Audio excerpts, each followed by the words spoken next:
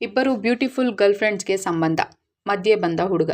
ಇವರು ದಿಯಾ ಹಾಗೂ ಅವಳ PA ಅಂಜಲಿ ಅಂತ. ಇವರಿಬ್ಬರು ಗರ್ಲ್ ಫ್ರೆಂಡ್ಸ್ ಆಗಿದ್ದು ಇವರ ನಡುವೆ ಸಂಬಂಧ ಇರುತ್ತದೆ. ಹಾಗಾಗಿ ದಿಯಾ ಯಾವಾಗಲೂ ಅಂಜಲಿಯ ಹೆಸರೇ ಜಪಿಸುತ್ತಿದ್ದರೆ ಕೋಪಗೊಂಡಂತಹ ಅಂಜಲಿಯ ಅತ್ತಿಗೆ ಸೀಮಾ, ನನ್ನ ಗಂಡ ಅಂತೂ ನನಗೆ ಏನೂ ಮಾಡದೆ ಸತ್ತು ಹೋದ. ನನಗೆ ಈ ಎಲ್ಲ ಆಸ್ತಿ ಸಿಗಬೇಕಾದರೆ ಅಂಜಲಿಯನ್ನು ದಿಯಾಳಿಂದ ಹೇಗಾದರೂ ಮಾಡಿ ದೂರ ಮಾಡಲೇಬೇಕು ಅಂತ ಅಂದುಕೊಂಡು ಮರುದಿನ ದಿಯಾ ಹತ್ತಿರ ಹೋಗಿ, ಎಲ್ಲಿಯವರೆಗೆ ಹೀಗೆ ಅಂಜಲಿಯ ಹಿಂದೆಯೇ ಸುತ್ತಾಡುತ್ತೀಯಾ?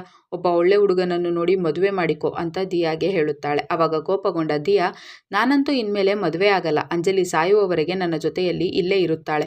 ನಾನು ಈಗಾಗಲೇ ಅವಳ ಹೆಸರಿಗೆ 25% ಆಸ್ತಿ ಬರೆದಿದ್ದೇನೆ. ನೀನೇನಾದರೂ ನನಗೆ ಜಾಸ್ತಿ ಫೋರ್ಸ್ ಮಾಡಲು ನೋಡಿದರೆ ನಾನು ನಿನಗೆ ಏನನ್ನು ಕೊಡದೆ ಮನೆಯಿಂದ ಆಚೆ ಹಾಕುತ್ತೇನೆ ಅಂತ ಬೈಯುತ್ತಾಳೆ. ಅವಾಗ ಕೋಪಗೊಂಡ ಸೀಮಾ ಅವರಿಬ್ಬರನ್ನು ಹೇಗೆ ಸಾಯಿಸಬೇಕು ಎಂದು ಯೋಚನೆ ಮಾಡಲು ಶುರು ಮಾಡುತ್ತಾಳೆ.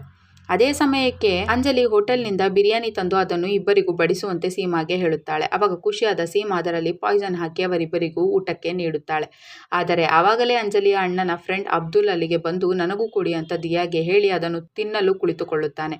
ಅವಾಗ ಅಬ್ದುಲ್ ಸಾಯುತ್ತಾನೆ ಅಂತ ಹೆದರಿದ ಸೀಮಾ ಅಡುಗೆಯೆಲ್ಲ ಬೇಕು ಅಂತಾನೆ ನೀರು ಚೆಲ್ಲುತ್ತಾಳೆ. ಅವಾಗ ಅಂಜಲಿ, ನಿಮಗೆ ಕಣ್ಣು ಕಾಣಲ್ವಾ? ನಾನು ದಿಯಾಗೋಸ್ಕರ ಎಷ್ಟು ಪ್ರೀತಿಯಿಂದ ತಂದಿದ್ದೆ, ಎಲ್ಲ ಹಾಳು ಮಾಡಿಬಿಟ್ರಿ ಅಂತ ಸೀಮಾಳನ್ನು ಬೈದು ಕೋಪಿಸಿಕೊಂಡು ಹೋಗುತ್ತಾಳೆ. ಅವಾಗ ದಿಯಾ ಕೂಡ ಸೀಮಾಳ ಮೇಲೆ ಕೋಪ ಮಾಡಿಕೊಂಡರೆ ಅಬ್ದುಲ್, ನಾನು ಅವಳಿಗೆ ತಿಳಿಸಿ ಹೇಳುತ್ತೇನೆ ಬಿಡು ಅಂತ ದಿಯಾಗೆ ಹೇಳುತ್ತಾನೆ. ಅವಾಗ ದಿಯಾ, ನನಗೆ ಅತ್ತಿಗೆಯ ಕಾಟ ಸಹಿಸಿಕೊಳ್ಳಲು ಆಗುತ್ತಿಲ್ಲ.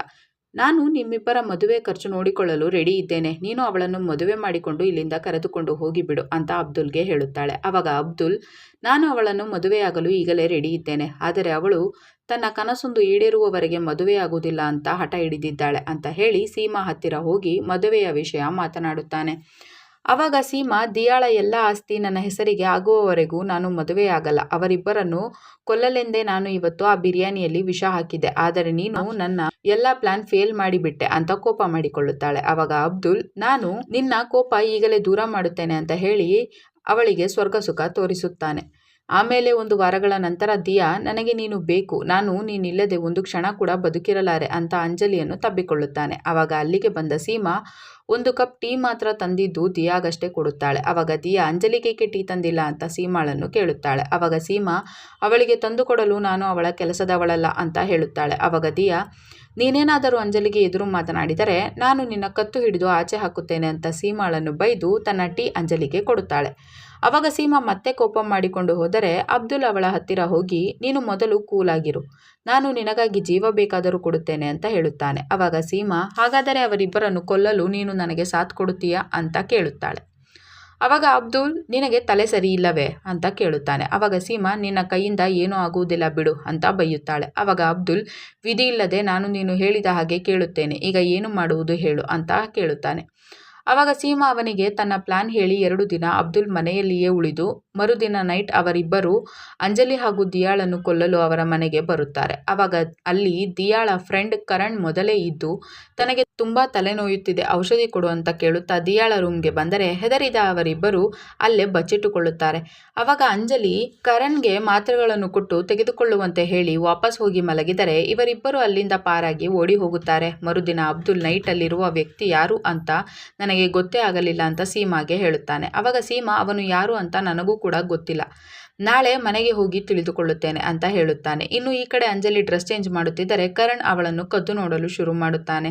ನಂತರ ಅಂಜಲಿ ಅವನ ಹತ್ತಿರ ಹೋದರೆ ಕರಣ್, ನೀವು ತುಂಬಾ ಬ್ಯೂಟಿಫುಲ್ ಆಗಿದ್ದೀರಾ ಅಂತ ಹೇಳುತ್ತಾನೆ. ಅವಾಗ ಅಂಜಲಿ, ನೀವು ನನ್ನನ್ನು ನಿನ್ನಿಂದ ಹೊಗಳುತ್ತಲೇ ಇದ್ದೀರಾ ಬಿಡಿ ಅಂತ ಹೇಳುತ್ತಾಳೆ. ಅವಾಗ ಕರಣ್, ಸುಂದರ ಹುಡುಗಿಯರನ್ನು ಹೊಗಳುವುದರಲ್ಲಿ ತಪ್ಪೇನಿದೆ ಬಿಡಿ ಅಂತ ಹೇಳುತ್ತಾನೆ. ಅವಾಗ ಅಂಜಲಿ, ನಾನು ನಿಮಗೆ ಟೀ ಮಾಡಿಕೊಂಡು ಬರಲೆ ಅಂತ ಕೇಳುತ್ತಾಳೆ. ಅವಾಗ ಕರಣ್, ನಾನು ಕೂಡ ನಿಮ್ಮ ಜೊತೆ ಬರುತ್ತೇನೆ, ನನ್ನ ಕೈ ಹಿಡಿದುಕೊಂಡು ಕರೆದುಕೊಂಡು ಹೋಗಿ ಅಂತ ಹೇಳುತ್ತಾನೆ. ಅವಾಗ ಅಂಜಲಿ, ಒಮ್ಮೊಮ್ಮೆ ನೀವು ಮಕ್ಕಳ ತರ ಆಡುತ್ತೀರಾ ಅಂತ ಹೇಳಿ ಆತನ ಕೈ ಹಿಡಿದುಕೊಂಡು ಟೀ ಮಾಡಲು ಹೋಗುತ್ತಾಳೆ. ಅವಾಗ ಕರಣ್, ನನಗೆ ನೀವು ತುಂಬಾ ಹಿಡಿಸಿದ್ದೀರಾ ಅಂತ ಹೇಳಿದರೆ ಅಂಜಲಿ ಕೂಡ ಖುಷಿ ಪಡುತ್ತಾಳೆ. ನಂತರ ನೈಟ್ ಅಂಜಲಿಗೆ ಕರಣ್ನ ನೆನಪು ಕಾಡತೊಡಗಿದರೆ ದಿಯಾ ಅವಳ ಹತ್ತಿರ ಬಂದು ರೊಮ್ಯಾನ್ಸ್ ಮಾಡಲು ಟ್ರೈ ಮಾಡುತ್ತಾಳೆ.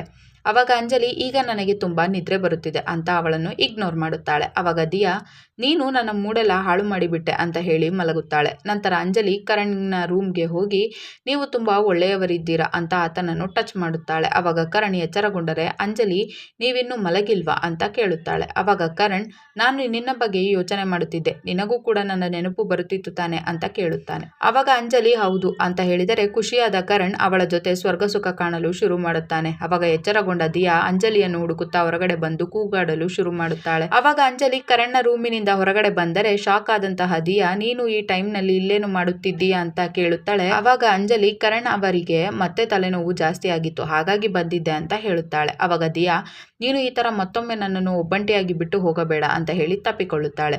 ಮರುದಿನ ಸೀಮಾ ವಾಪಸ್ ಮನೆಗೆ ಬಂದರೆ ಕರಣ್, ನೀವು ಯಾರು ಅಂತ ಸೀಮಾಳನ್ನೇ ಕೇಳುತ್ತಾನೆ. ಅವಾಗ ಕೋಪಗೊಂಡ ಸೀಮಾ, ನೀನು ಯಾರು ಅಂತ ಮೊದಲು ಹೇಳು ಅಂತ ಅವನ ಮೇಲೆಯೇ ರೇಗುತ್ತಾಳೆ.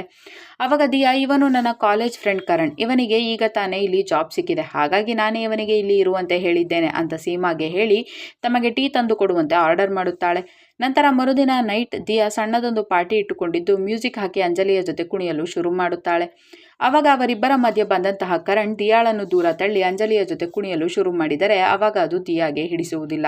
ನಂತರ ಮರುದಿನ ಎಲ್ಲರೂ ಊಟ ಮಾಡುವಾಗ ಕೂಡ ಕರಣ್ ಅಂಜಲಿಯ ಜೊತೆ ಫ್ಲರ್ಟ್ ಮಾಡಲು ಶುರು ಮಾಡುತ್ತಾನೆ. ಅವಾಗ ಕೋಪಗೊಂಡ ದಿಯಾ, ನೀನು ಇವತ್ತೇ ಬೇರೆ ರೂಮ್ ಮಾಡು ಅಂತ ಕರಣ್ಗೆ ಹೇಳಿ ನಾವಿಬ್ಬರು ಆಫೀಸ್ಗೆ ಹೋಗೋಣ ಬಾ ಅಂತ ಅಂಜಲಿಗೆ ಹೇಳುತ್ತಾಳೆ. ಅವಾಗ ಕರಣ್, ನೀನು ನನ್ನನ್ನು ಲವ್ ಮಾಡುತ್ತಿದ್ದೀಯಾ ತಾನೆ ಅಂತ ಅಂಜಲಿಯನ್ನು ಕೇಳುತ್ತಾನೆ. ಅವಾಗ ಅಂಜಲಿ, ಹೌದು, ಹೀಗೆ ಕೇಳುತ್ತಿದ್ದೀಯಾ ಅಂತ ಕೇಳುತ್ತಾಳೆ. ಅವಾಗ ಕರಣ್, ನಿನ್ನ ಹಾಗೂ ದಿಯಾಳ ನಡುವೆ ಯಾವ ರೀತಿಯ ಸಂಬಂಧ ಇದೆ ಅಂತ ಕೇಳುತ್ತಾನೆ. ಅವಾಗ ಅಂಜಲಿ, ನಮ್ಮಿಬ್ಬರ ಸಂಬಂಧ ಬೇರೆನೇ ಇದೆ, ಏಕೆ, ಏನಾಯ್ತು ಅಂತ ಕೇಳುತ್ತಾಳೆ. ಕರಣ್, ನೀನು ನನಗೋಸ್ಕರ ಈಗಲೇ ದಿಯಾಳನ್ನು ಬಿಡಬೇಕು ಅಂತ ಹೇಳುತ್ತಾನೆ. ಅವಾಗ ಕೋಪಗೊಂಡ ಅಂಜಲಿ, ದಿಯಾ ನನ್ನ ಹೆಸರಿಗೆ 25% ಆಸ್ತಿ ಮಾಡಿದ್ದಾಳೆ, ನಾನು ನಿನ್ನನ್ನು ಬಿಡುತ್ತೇನೆ ಹೊರತು ಅವಳನ್ನು ಬಿಟ್ಟು ಬರಲ್ಲ ಅಂತ ಅವನಿಗೆ ಅವಮಾನ ಮಾಡಿ ಹೋಗುತ್ತಾಳೆ. ನಂತರ ಮರುದಿನ ಅಂಜಲಿಯ ಕೊಲೆಯಾದರೆ ಅಂಜಲಿಯ ಶವ ನೋಡಿ ಹೆದರಿದ ಸೀಮಾ ಕರಣ್ ಹಾಗೂ ದಿಯಾಳನ್ನು ಅಲ್ಲಿಗೆ ಕರೆಯುತ್ತಾಳೆ.